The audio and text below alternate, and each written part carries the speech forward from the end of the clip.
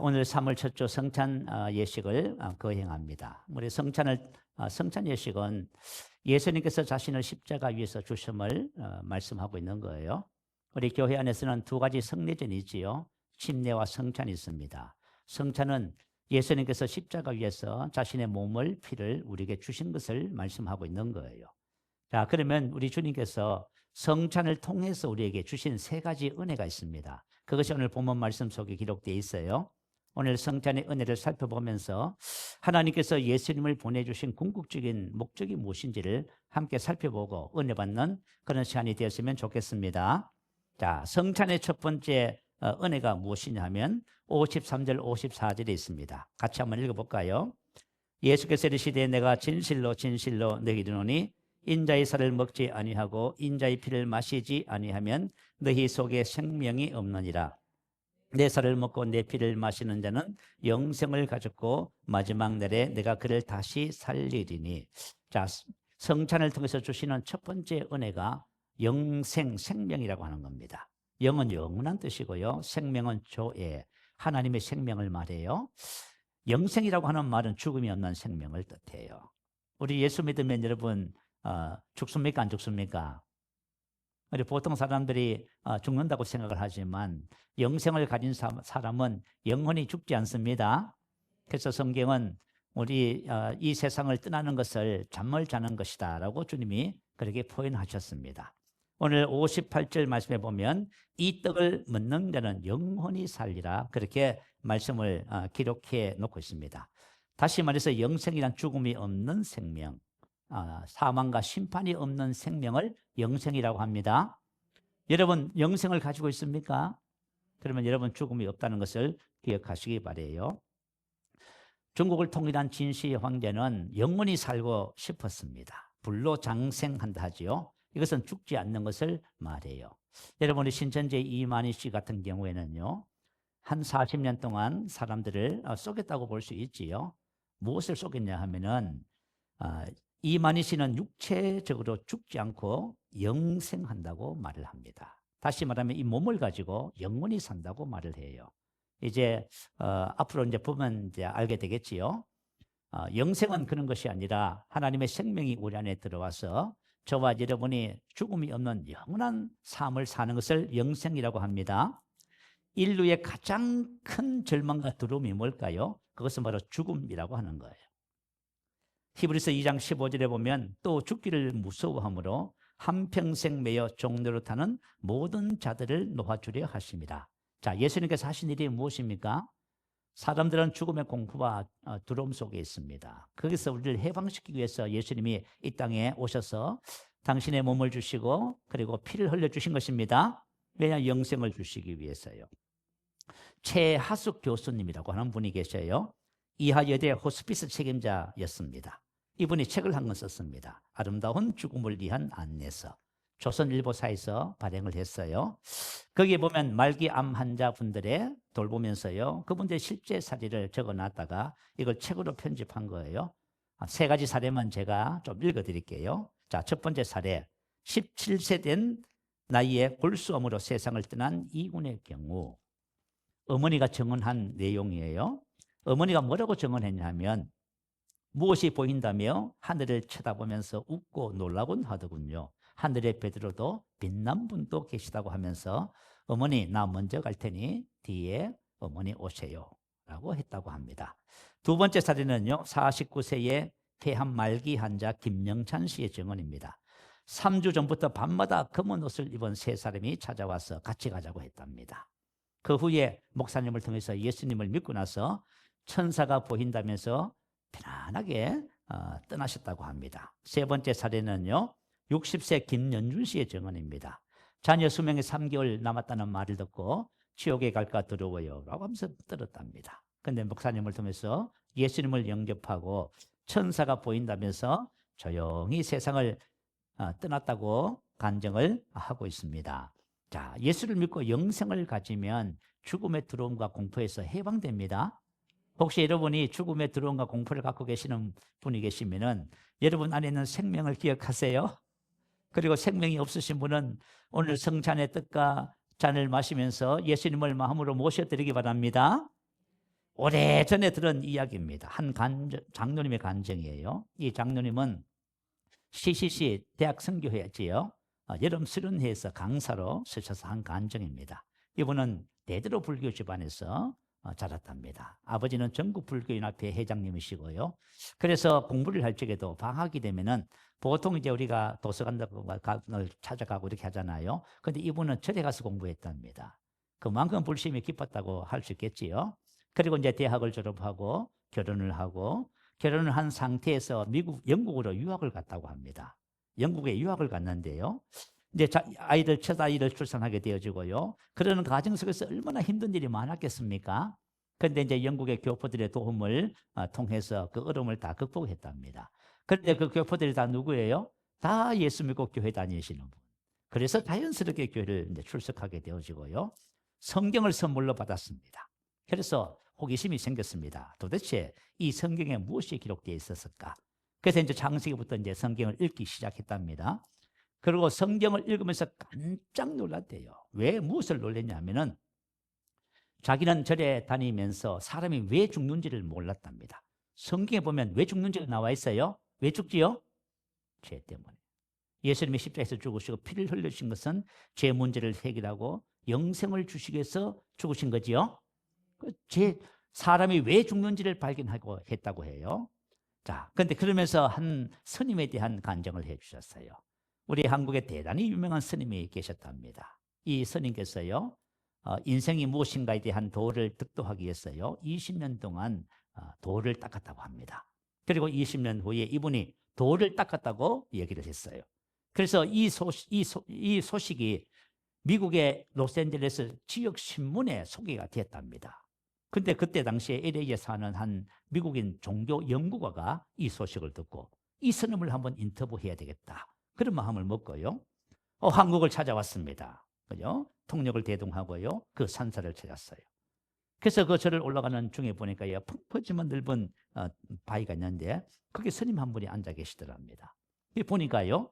신문에서 난 그분 스님의 얼굴이었어요. 그래서 이제 스님께서 그죠? 묵상을 다 마칠 때까지 기다렸습니다.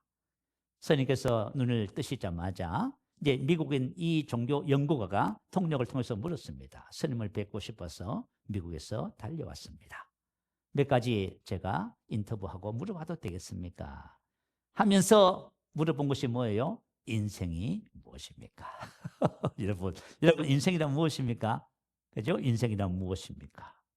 그런데 이 스님이 대답을 안 하는 거예요. 아무리 물어봐도요. 스님은 묵묵부답이고요. 그리고 스님께서 이제 일어서서 가시면서요. 딱 한마디를 하셨대요. 뭐라고 말씀하셨냐면 어차피 죽을 인생 말해서 무엇하리요. 20년 동안 도를 닦은 스님이 깨달은 것, 인생이란 것이 뭐죠? 죽는다는 거예요. 이 죽음이라고 하는 것은 우리 인생의 그죠? 희망과 소망과 모든 것을 전부 받아들이는 블랙홀이에요. 그러니까 이 죽음이란 것이 인생을 절망시키는 거예요. 이게 죽는 거예요. 그런데 이분이 그죠? 성경을 읽다가 그때만 해도 죽는 이유를 몰랐는데 죄 때문에 죽는 거죠. 그러면 성경 속에서 생명을 얻는 길이 없을까라고 성경을 계속 읽다가 누구를 만났습니까? 예수님을 만났습니다. 그리고 예수님을 통해서 생명을 얻게 된 것입니다. 저와 여러분이 영생을 가졌다는 것은 죽음이 없는 생명이라는 것을 기억하시기 바라요. 그리고 생명의 복에 대해서는 지난주 말씀을 나눴어요. 여러분 하나님께서 우리에게 생명을 주셨을 적에 이 생명 가지고 천국 가라고 주신 생명은 아니에요. 하나님께서 하나님의 생명을 주신 것은 하나님의 생명을 가지고 살으라고 주신 거예요. 지난주 말씀을 다시 들어보시면서 묵상하시고 여러분의 생명의 축복을 누리게 되시기 바랍니다. 자, 두 번째 성찬을 통해서 주시는 복음의 두 번째 은혜가 56절에 기록되어 있습니다. 자, 우리 같이 56절 한번 읽어볼까요?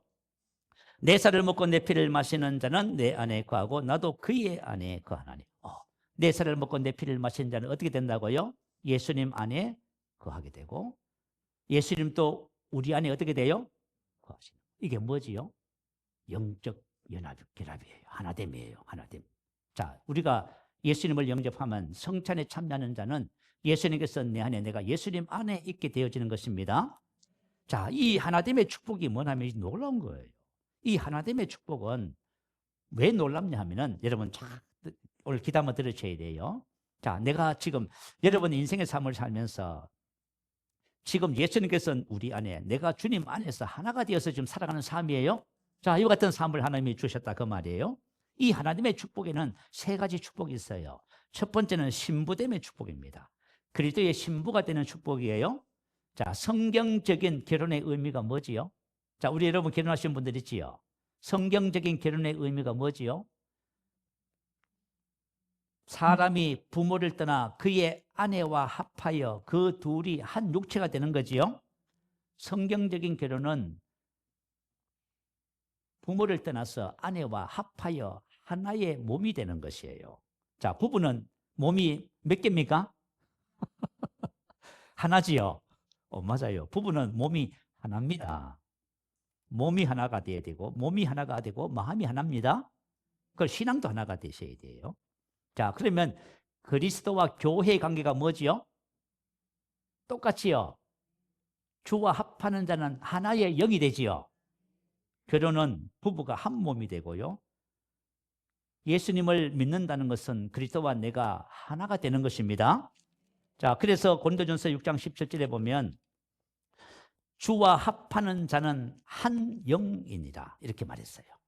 자, 다시 말하면 한 영이 됐다는 것은 그리스도의 뭐가 됐다? 신부가 됐다 그 말입니다.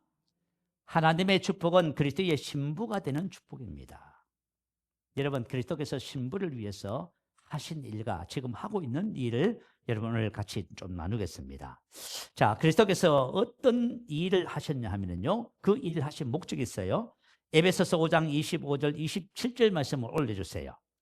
자, 우리 에베소서 5장 25절 27절 말씀 함께 읽을까요?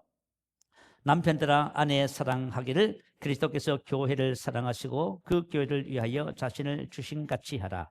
이는 곧 물로 씻어 말씀으로 깨끗하게 하사 거룩하게 하시고 자기 앞에 영광스러운 교회를 세우사 티나 주름 잡힌 것이나 이런 것들이 없이 거룩하고 흠이 없게 하려 하심이라. 자, 그리스도께서 무슨 일을 하셨냐 하면 교회를, 저와 여러분을 사랑하셨습니다. 최고의 사랑이 뭐지요? 최고의 사랑은 자신을 완전히 주는 겁니다. 그리스도께서 십자가 위에서 완전히 주셨지요.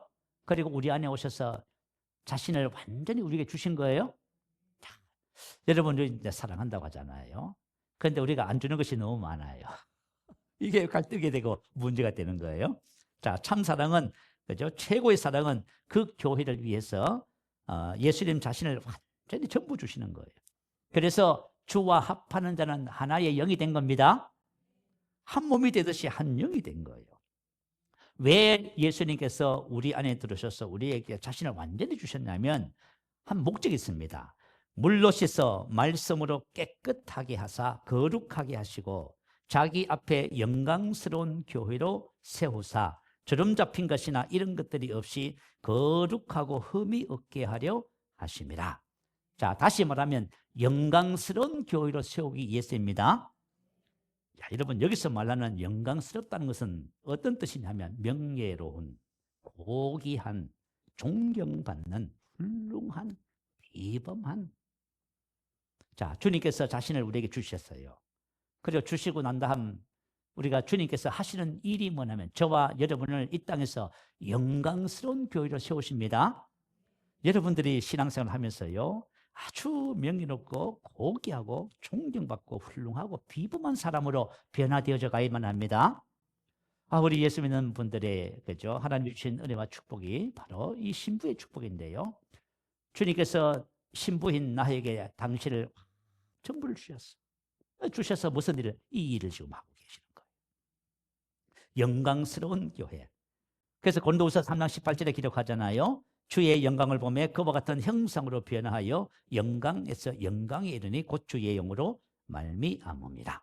자, 그와 같은 형상으로 변형되는 것이 바로 영광을 회복하는 거예요. 자, 우리 혼 안에, 여러분, 우리 혼 안에, 마음 안에, 우리 또 생각과 기질과 성품, 성격 안에 그리스도의 형상을 만들어가는 거예요.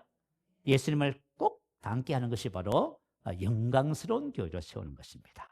또 두 번째는 어떤 더러운 것이나 어떤 비난을 받을 만한 점이나 흠이 없이 거룩하게 되는 것이 영광스러운 교회로 세워지는 것입니다. 그를 위해서 주님이 당신을 우리에게 주셨어요. 우리 지난주에 이제 셀 모임을 가지면서 제가 우리 집사님 세 분하고 같이 이제 이렇게 말씀을, 은혜를 나누는 시간을 가졌습니다. 말씀을 나누면서 한 집사님이 그래요. 목사님, 저는 신앙생활을 하면서 늘 마음이 기쁜데 주기적으로 자꾸 우울해지는 것을 경험한대요. 어느 시점이 되면 다시 우울해지고 또 회복됐다가 어느 시점이 되면 다시 우울해지고. 근데 지금은 그죠? 그것이 다 없어졌어요. 자, 우리 속에 흠이나 점, 비난받을 만한 것, 연약한 것이 다 없어지는 거예요. 다 없어지는 거예요. 또 한 집사님은 그렇게 했어요. 목사님, 저는 이래봬도 짜증이 많습니다. 근데 짜증이 어떻게 돼요? 자꾸 없어진대요. 저만 여러분 속에 미움, 시기, 질투, 짜증, 분노, 남을 비난, 판단 이런 거 있잖아요. 그죠? 세상지고 옛것들이지요. 이게 하나도 없이 다 없어지는 것이 바로 영광스러운 교회로 세워지는 거예요. 이게 너무너무 중요한 거예요. 당시 유대인의 결혼 풍속을 좀 설명해 드릴게요. 당시 유대인의 결혼 풍속은 첫 번째 약혼식을 합니다. 그리고 약혼식을 한 다음에 결혼을 위한 1년간의 준비 기간을 가져요. 그리고 나서 1년이 지나면요, 결혼식을 거행합니다. 그런데 유대인들은 일단 약혼을 하면 정식 법적인 부부가 되어져요. 한 몸이 되어져요. 그래서 신부라고 불러요. 저와 여러분을 신부라 부르는 이유가 뭐냐면 그리스도와 지금 약혼식을 한 거예요. 자, 우리 예수님께서 오시면 이제 혼인잔치에 참여한다고 하지요. 근데 여러분 참 신기해요. 하나님께서는 이 유대인들의 풍습을 통해서 예수님이 왜 오셨는지, 또 예수님께서 어떻게 재림에 오시는지 이 모든 것을 비밀을 거기다 다 두셔서, 그래서 유대인들에게 이걸 설명하면 그냥 한 번만 딱 들으면 다 알아버려요. 근데 우리는 자꾸 들어도 잊어먹어요. 왜냐하면 우리는 그 문화 속에 살지 않아서 그래요. 자, 약혼식을 어떻게 하냐면 마을에서 하는 거예요. 모든 마을 사람들이 다 보는 앞에서 약혼식을 거행하는 거예요. 그래서 자, 이제 남자, 여자가 있습니다. 남자가 여자에게 청혼을 하는 겁니다. 포도주에다가, 잔에다가 포도주를 담아요. 그리고 이것을 신부에게 건네는 겁니다. 근데 이 신부가 이것을 받아서 마시잖아요. 마시고 이것을 신랑에게 주면은 뭘 했다는 거예요? 당신의 청혼을 받아들였습니다. 이게 이제 성립이 되는 거예요. 그러면 신랑 아버지가 서약서를 신부에게 낭독해요. 자, 이렇게 한다는 것. 그리고 나서는 세 번째는 뭘 하냐면 신랑 아버지가 신부 아버지에게 지창금을 줍니다. 그리고 신랑이 신부에게 그죠? 가장 귀한 보배로운 선물을 해줘요. 그러면서 이제 혼인식이 이제 끝이 난 거예요. 그리고 나면 1년의 준비 기간이 있는 거예요. 그러면 1년 동안 뭘 하냐면 신랑은 이제 신혼 결혼해서 살 거처를 마련해요. 자, 요한복음 14장에 보면 예수님께서 가시면서 뭘 하러 가신다 해요? 거처를 마련하러 가신다 하지요. 그죠? 자, 예수님의 십자가의 죽으심과 모든 가정, 다시 오신 이 모든 가정이 이 혼인에 비유하고 있어요. 그 유대인들은 이걸 얘기하면 금방 알아버려요. 자, 예수님은 이제 준비하는. 그 신랑은 뭘 하냐? 살아갈 거처를 막 준비를 하고요. 신부는 뭘 준비해요? 결혼 예복을 준비합니다. 그리고 뭘 준비해요? 마음을 거룩하고 정결하게 합니다. 아멘. 이게 이제 신부가 해야 할 준비예요. 자, 그러면은 준비가 다 됐어요. 이제 그죠? 아들이 아버지한테 준비가 됐다고 이제 보고를 해요. 그러면 때를 누가 정해요? 아버지가 정해요. 그래서 예수님께서 뭐라고 하지요? 예수님께서 다시 오실 때를 아버지만 안다고 하지요. 유대인의 풍속이 그래요. 때를 정해요. 아버지가 그죠? 때를 정하는데 때가 됐다 하면서 아들을 깨워요. 언제 한밤중 자고 있을 때 정한대요. 그러면 아들 깨워. 자, 아들을 깨우면서 때가 됐다 신부를 데려오느라. 그러면 신랑이 불이 나게 준비해서 뭐 해요? 친구들 대동해가고요. 나팔을 부는 거예요. 예수님 재림에 오실 적에 천군 천사가 나팔 불면 하지요. 왜 나팔을 불어요? 잠자는 신부와 그 신부 식구들 다 깨우는 거예요. 나팔 소리 깨는 거예요. 그래가지고 말이죠. 신부 집에서 드디어 나팔 소리가 들린 거예요. 그 신부는 뭘 하고 있었어요? 언제 준비를 다 해놓고 언제 나팔을 부는가? 지금 나팔 소리 듣기를 사모하시면 아멘. 여러분, 준비된 신부는 언제 신랑이 와서 나를 데려가냐, 그것만을 기다리는 거예요. 그 나팔 소리가 딱 들렸습니다. 그래서 기름 준비하는 거 얘기 들었죠, 그죠? 그래서 이제 혼인잔치에 참여하는데, 그때 혼인식이 언제 거행돼요? 자정에. 신기하지요. 그래서 예수님께서, 그죠? 예수님의 재림 모두 가르쳐주는 내용이 이 유대인들의 혼인 예식에 다 포함되어 있어요. 다 신기해요. 그렇게 해서 요한계시록 19장에 보면 어린 양의 혼인잔치가 드디어 시작됩니다. 7절에 보면 그의 아내가 자신을 준비하였으므로, 준비했다는 것은 준비를 갖추다, 예비하고 있다. 자, 아내가 뭘 했다고요? 준비하고 있다, 그죠? 준비를 갖추고 있어요. 자, 준비되셨으면 아멘. 아이고야, 이제 혼인잔치에 이제 참여하네. 여러분, 준비하고 있으면, 근데 준비 안 하고 있으면 어떻게 해요? 예복 준비하셨지요? 여러분 마음을, 그죠? 영광스러운 교회로 세웠습니까? 흠이나 점이나 주름 잡힌 것이 없이 깨끗해졌지요? 준비하는 거예요. 자, 그러면 준비가 된 사람 신부에게 뭘 하냐면 8절, 그에게 빛나고 깨끗한 세마포 옷을 입도록 허락하였으니, 수동태. 하나님께서 허락하는 거예요. 준비된 신부가 혼인잔치에 세마포를 입고 예수님과 결혼합니다. 아멘. 이게 성경의 역사예요, 여러분. 자, 그래서 저와 여러분이 그리스도의 신부가 된다는 것은 놀라운 은혜입니다. 준비된 신부들이 혼인잔치에 참여한다는 것을 기억하시기 바랍니다. 자, 그래서 그리스도께서 지금 하시는 일이 뭐예요? 영광에서 영광에 이르니 곧 주의 영으로 말미암습니다. 주님께서 우리 안에 오셔서 저와 여러분 영광스러운 교회로 지금 피적하고 계십니다. 여러분, 속사람을 단정하세요. 여러분, 원망, 불평, 짜증, 미움, 시기죠. 이 속에는 옛사람, 옛것 있지요. 이거 전부 다 벗어버리시기 바래요. 자, 그러면 하나됨의 두 번째 축복이 무엇이냐면 그리스도와 공동 상속자, 함께 상속자입니다. 자, 로마서 8장 17절에 보면 자녀면 상속자요, 그리스도와 함께한 상속자니라고 기록하지요. 이 말씀의 의미가 뭐지요? 자, 내가 그리스도가 내 안에 계셔요. 그러면 그리스도에게 속해 있는 모든 것이 누구 것이 된 것입니까? 내 것이 되었습니다. 그것이 바로 공동상속이다, 그 말이에요. 자, 여러분, 신앙생활은 이거 알아가는 거예요. 우리가 이 신앙생활 하면서요, 우리 그리스도인들이 어떻게 보면 너무나, 그죠? 아픔과 상처와 문제와 질병 속에 살아가요. 지난주에 한 전도사님이 저희 교회를 방문했어요. 그래서 믿음의 교제를 나누면서 이야기를 들어보니까요, 너무 가슴 아팠어요. 왜 가슴 아프냐면 너무나 많은 문제를 안고 살아가는 거예요. 그러나 저와 여러분, 그리스도 안에서 우리 안에 계신 주님과 우리가 공동 상속자입니다. 자, 기업을 받았어요. 자, 우리 한번 볼까요? 만약에 예수님 안에 신성의 모든 충만이 거하신다면 저와 여러분도 그리스도 안에서 어떻게 됐어요? 신성의 모든 충만으로 충만해졌지요. 그래서 골로새서 2장 9절 10절에 너희도 그 안에서 충만하여졌으니, 충만하여 완로 수동태. 이미 충만이 완료된 거예요. 이 수동태를 우리가 한 것이 아무것도 없어요. 그냥 하나님이 우리에게 신성의 모든 충만을 주신 거예요. 그래서 여러분 충만해.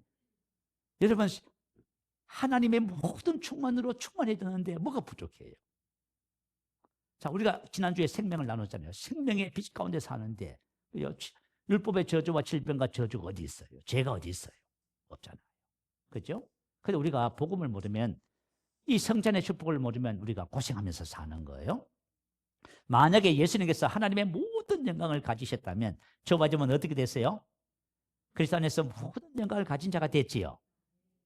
얼마나 놀랍습니까?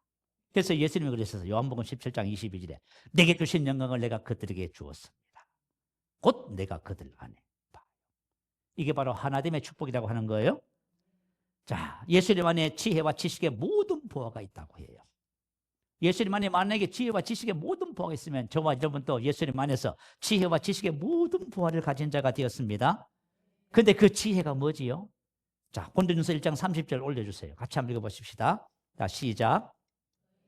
하나님께로부터 나서 그리스도 예수 안에 있고 예수는 하나님으로부터 나와서 우리에게 지혜와 의로움과 거룩함과 구원함이 되셨으니 기록된 바 자랑하는 자는 주 안에서 자랑하라 함과 같게 하려 합니다. 자, 저와 여러분 그리스도 예수 안에 있고 예수님은 우리 안에 있습니다. 그러면 예수님께서 우리에게 지혜가 되신 거예요. 지혜가 되셨는데 의로움과 거룩함과 구속합니다. 그 말씀이에요. 무슨 말인지 이해가 되셨으면 아멘. 자, 다시 말하면 그리스도 안에 있는 지혜가 바로 세 가지예요. 의로움과 거룩함과 구속함, 구원함이에요. 구원함은 구속이란 말이에요. 구속은 무슨 뜻이냐면 값을 다 지불했다. 자, 저와 여러분 죄에 대한 값을 다 지불해서 안 했어요. 십자가 위에서 다 갚았잖아요. 그래서 왜 죄 문제 때문에 고민해요? 다 갚았는데. 율법의 저주를 속량했지요. 구속했지요. 저와 여러분 이 땅에 율법의 저주가 없습니다. 우리가 고난을 받는 것은 복음을 위해서, 의를 위해서 고난을 받아야 되지. 우리가 뭘 잘못하고 실수하고 연약하고 병들고 문제가 있어, 그렇게 고난받으면 안 돼요. 이거는 율법의 저주라고 하는 거예요. 율법의 저주에서 속량, 값을 지불했어요. 그래서 우리는 아브라함의 복이 된 것입니다. 그리고 저와 여러분 가난과 질병에서 다 속량받았지요. 그래서 하나님께서 우리에게 뭐라 했죠? 너희를 자유케 하려고 자유를 주셨으니 다시는 종의 멍에를 매지 말라. 아멘. 지혜와 지식의 모든 보물을 저와 여러분에게 주셨습니다. 아멘. 자, 그래서 주님께서 우리 안에 계신다는 것은 바로 지혜와 지식의 모든 보화를 우리가 가지고 있다는 말씀입니다. 자, 그러면은 한번 우리 스스로에게 한번 질문을 해봐야 돼요. 자, 성경은 그리스도 안에서 하늘에 속한 모든 영적인 복과 모든 영광과 하나님 모든 것을 다 주셨다는데 난 그 기업을 누리고 있는가? 자, 나는 누리고 있는가? 자, 그러면 누리지 못하는 원인은 뭘까? 이유는 뭘까? 한번 생각해 보셔야 돼요. 아시겠죠? 혹시 여러분들이 죄송한 말씀이지만 아픈 분은 난 왜 이 질병에서 벗어나지 못할까? 고민하셔야 돼요. 왜냐하면 주님께서 채찍에 맞아 나음을 입었지요. 모든 질병에서 그죠? 치료를 주셨어요. 이게 바로 그리스도 안에 있다는 기업의 축복입니다. 자, 그럼 한번 생각해 봐요. 나는 왜 그것을 누리지 못하고 있을까? 그것은 이유는 딱 한 가지예요. 저와 여러분이 하나님이 주신 것을 알지 못해서 그렇습니다. 그거 알지 못해서 그래요. 알면은 우리가 누리게 되어 있습니다. 그런데 우리가 만약에 무관심한다든지 우리가 좀 부주의하면은 그걸 알 수가 없어요. 그래서 저와 여러분 신앙생활을 할 적에요, 하나님의 말씀을 통해서 주신 그 기업을 여러분이 붙잡으시기 바래요. 자, 빌립보서 2장 16절에 보면 생명의 말씀을 밝혀라고 했습니다. 자, 하나님의 모든 말씀은 생명의 말씀입니다. 생명의 말씀을 밝힌다는 말은 무슨 뜻이냐면 저와 여러분의 삶을 통해서 하나님의 말씀이 생명인 것을 모든 사람들에게 나타내는 거예요. 여러분이 건강한 삶을 살아야 치유의 말씀을 나타내는 거예요. 여러분이 복된 삶을 살아야 아브라함의 복의 말씀을 나타내는 거예요. 이렇게 하나님은 저와 여러분의 생명의 말씀을 여러분의 가정과 직장과 삶의 현장 속에서 나타내기를 원해요. 그런데 말씀을 밝혀, 이 단어는 두 가지 뜻을 갖고 있어요. 첫 번째, 단단히 붙잡아라. 그러면 드러내게 된다. 아멘. 저와 여러분 하나님의 말씀을 단단히 한번 붙잡아 보세요. 그러면 여러분 삶을 통해서 하나님의 말씀이 생명이고 진리구나 하는 것이 나타나요. 여러분 우리 코로나를 다 지나왔잖아, 그죠? 저는 코로나를 지나오면서 제가 두 분을 기억해요. 한 분은 뭐냐면 저희 친구 목사고요. 정말 우리가 이제 복음 안에서 만난 참 귀한 친구였어요. 또 한 분은 제가 아는 당진에 사는 집사님 한 분이에요. 두 분이 코로나 걸렸습니다. 목사님이 왜 코로나 걸렸냐 하면 세상에 말이죠, 40일 이상을 금식을 하고요, 자기 관리를 못하고 면역이 떨어진 상태에서 그만 사람들이 많이 모인 곳에 집회에 참석했다가 코로나 걸렸어요. 그러면서 몸이 완전히 다운돼 버린 거예요. 그러니까 이게 말이죠, 면역력이 전혀 없는 상태에서 이 코로나 걸리고 나니까 감당이 안 되는 거예요. 그래서 중환자실에 들어갔어요. 호흡이 곤란하면서 이게 말이죠, 가망이 없는 상태가 된 겁니다. 한 집사님도 똑같이 코로나 걸렸습니다. 그리고 폐섬유화가 진행되면서 두 사람 다 가망이 없어요. 그런데 놀라운 것은 뭐냐면 한 분은 천국 가고 한 분은 회복됐습니다. 일상에 복귀했어요. 그거 왜 그런지 아세요? 여러분 잘 들어봐요. 제 친구 목사님은 그 사모님이 그러시더라고. 목사님 문자에 보니까요, 그죠? 삶을 다 정리하고 천국 가겠다는 소망을 적었더랍니다. 사모님 가슴이 너무 아팠다고 해요. 자, 제 친구 목사님은 복음을 알고 있었어요. 복음을 알고 있었는데 생명의 말씀을 안 붙잡은 거예요. 생명의 말씀을 붙잡으면, 생명의 말씀을 붙잡으면은 생명의 말씀이 그 목사님을 통해서 나타나는 거예요. 그 돌아가셨어요. 그 제가 장례를 인도했잖아. 주여. 근데 한 집사님은요, 생명의 말씀을 붙잡았어요. 이분이 말씀을 고백하고 생명의 말씀을 붙잡는 원리를 알고 있었어요. 그래가지고 온몸에 지금 장비를 다 부착하고요. 그 상태에서 계속 뭐예요? 베드로전서 2장 24절 말씀을 계속 묵상했어요. 주님께서 채찍에 맞음으로 너희는 나음을 입었다. 아멘. 주님께서 채찍에 맞았지요. 너는 이미 치료받았다. 그 뜻이에요. 그러니까 저와 여러분 어떤 질병에서도 이미 다 치료받은 거예요. 이 말씀을 굳게 붙잡은 거예요. 그분이 막 그죠? 그 병상 속에서도 그죠? 계속 의식이 있을 때마다 이 말씀을 묵상하고 고백했어요. 어느 날 주님이 그러시더래요. 그죠? 뭐라고 말씀하셨냐면 이렇게 해요. 그만 구해라. 이미 치유받았다. 아멘. 뭘 하라고요? 그만 구해라. 이미 치유받았다. 봐요. 저와 여러분이 그리스도 안에서 이미 치유받은 거예요. 근데 생명의 말씀을 왜 붙잡아야 돼요? 아브라함의 복의 말씀을 붙잡으면 여러분 삶 속에 아브라함의 복이 역사합니다. 근데 왜 그걸 안 하시냐는 거예요, 도대체가. 이거 안 하면 여러분, 그죠? 하나님이 주신 이 영광스러운 기업, 축복을 실제로 우리가 나타낼 수가 없어요. 그래가지고 이분이 말이죠. 그죠? 폐섬유화가 회복돼 버렸습니다. 그래가지고 의사가요, 얼마나 놀랐는지. 이건 의학계에서 처음 있는 일이랍니다.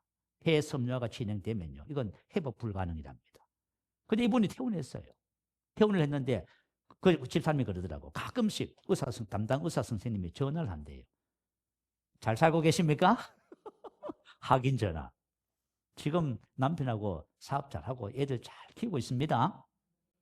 봐요, 우리가 똑같은 문제 속에 있어도 어떤 사람은 그리스도 예수 안에 있는 기업에, 그죠? 기업을 알고 그 말씀을 붙잡아요.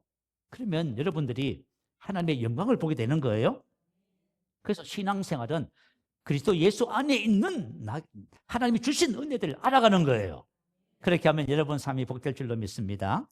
자, 마지막 세 번째는 성전의 축복입니다. 자, 성전의 축복. 자, 성전의 축복이 뭐지요? 성전은 하나님이 거하시는 곳이지요. 청와대는 대한민국 대통령의 집무실 겸 간제를 말을 해요. 하나님의 성전은 하나님이 거하시는 곳이에요. 자, 이스라엘 백성이 출애굽했습니다. 광야 생활 속에서. 하나님이 뭐라고 말씀하세요? 내가 거할 성전을 지으라고 하시죠. 성전은 하나님이 거하시는 곳이에요.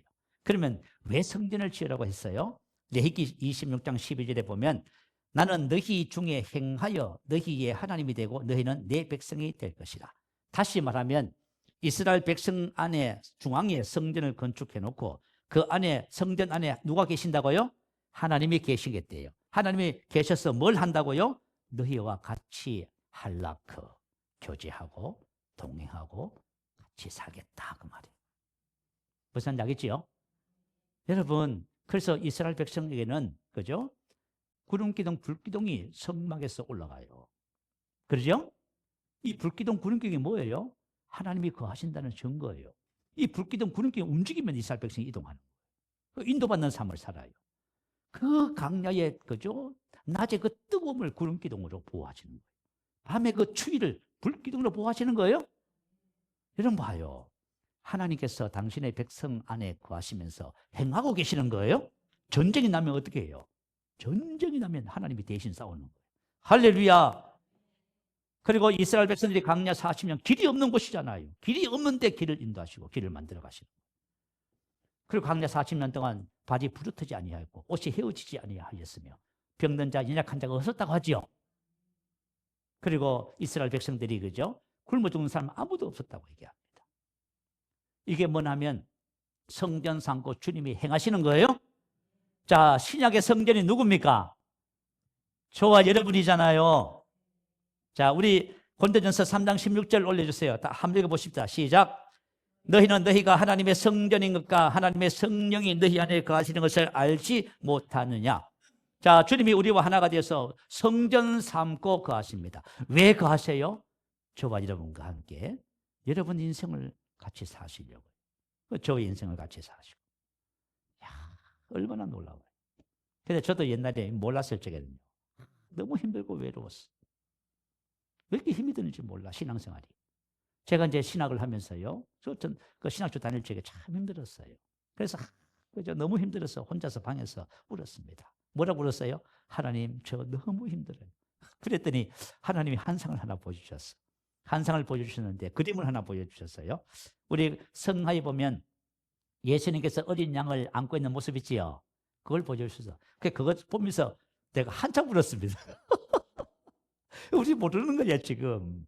우리가 예수를 믿어도 도대체 이 성찬을 통해서 하나님이 뭘 주셨는지를 우리가 배우지를 못해서 모르고 있는 거예요. 자, 저 맞으면 성전 삼고 하나님께서 우리와 뭐 한다고요?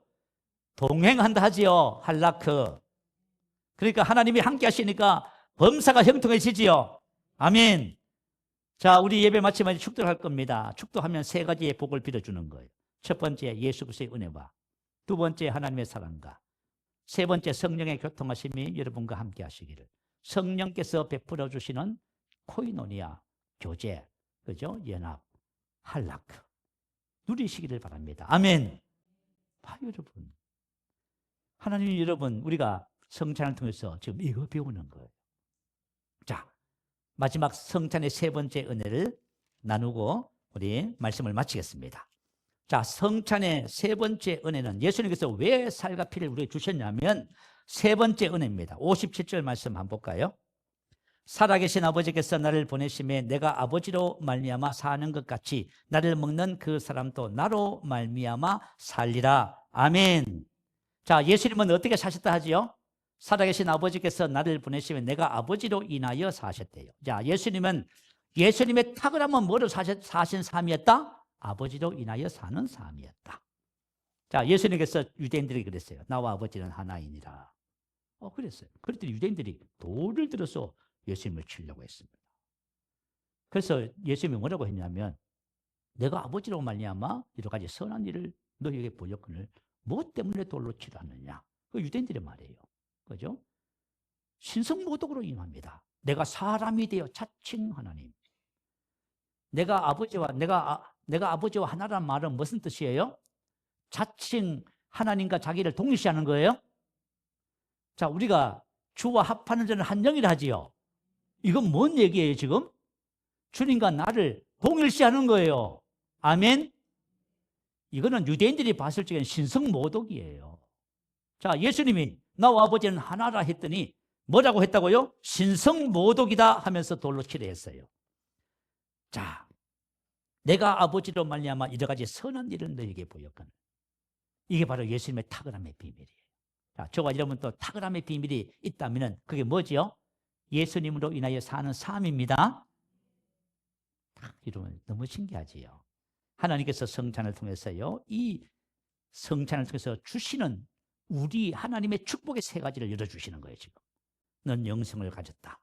너는 그리스도 안에서 하나가 되어서 공동상속자로 세 가지 은혜 속에 있다. 마지막 세 번째는 뭐지요?